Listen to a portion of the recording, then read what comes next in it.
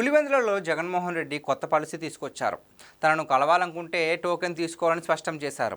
YS Rajasekhara Reddy వర్ధంతి కారణంగా నివాళులర్పించేందుకు బెంగళూరు నుంచి జగన్ పులివెందులకు ఒక రోజు ముందే వచ్చారు. క్యాడర్తో సమావేశం అవుతారని ప్రకటించారు. అందుకే కొంతమంది పార్టీ నేతలు, కార్యకర్తలు వచ్చారు. కానీ ప్రయోజనం లేకుండా పోయింది. టోకెన్ సిస్టమ్ ఉందని, టోకెన్ ఉన్నవారినే జగన్ కలుస్తారని ప్రకటించారు. బిల్లుల కోసం బెట్టింగ్లో నష్టపోయామని ఆదుకోవాలని అడుగుతారు అనుకునే వారికి టోకెన్లు ఇవ్వడం లేదు. ఏదైనా అడుగుతారు అనుకుంటే మాత్రం ఛాన్స్ లేదు. ఫోటో దిగి వెళ్ళిపోతారు అనుకునే వారికి మాత్రం టోకెన్లు ఇస్తున్నారు. పులివెందుల ఒంటిమిట్ట ఎన్నికల ఫలితాలపై జగన్ తీవ్ర ఆవేదనలో ఉన్నారు. ఎంత రిగ్గింగ్ చేసుకున్నా మరి అన్ని తక్కువ సీట్లు ఎలా వస్తాయని పార్టీ నేతలపై ఆయన ఆగ్రహంతో ఉన్నారు. ఊళ్ళలో ఉన్న వారందరూ ఓట్లు వేసినట్లుగా దృశ్యాలు ఉన్నాయి. కంచుకోటల లాంటి చోట్ల ఎలాంటి పరిస్థితి రావడంతో ఆయన పార్టీ నేతలను కూడా నమ్మలేకపోతున్నారు. జగన్ పులివెందుల వచ్చారని ఆయనను కలిసేందుకు పార్టీ ముఖ్య నేతలు వచ్చారు. జగన్ లోపల ఉంటే బయట కనీసం 200-300 మంది అయినా లేకపోతే ఏమైనా అనుకుంటారేమోనని జనాన్ని సమీకరించి ఇంటి ముందు నిలబెడుతున్నారు.